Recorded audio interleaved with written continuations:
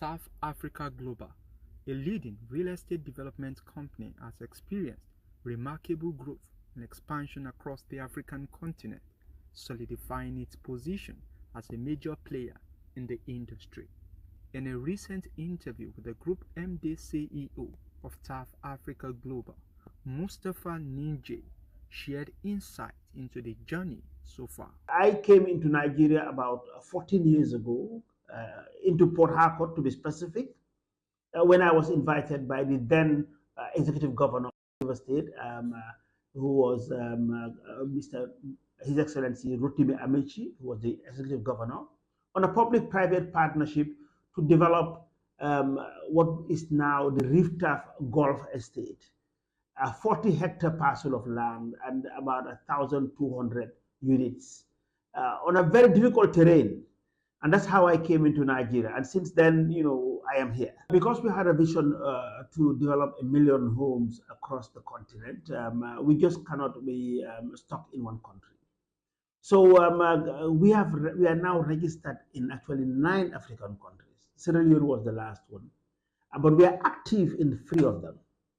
The reason being is that we get invited, by state governments, people in high positions, sometimes presidents, prime ministers, housing ministers.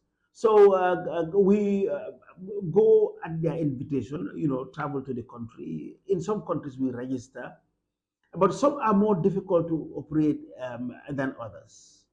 And you'll be surprised that for me, the business environment is best in Nigeria than anywhere else. Since its inception, the company has successfully completed numerous residential and commercial developments in nearly 10 African countries.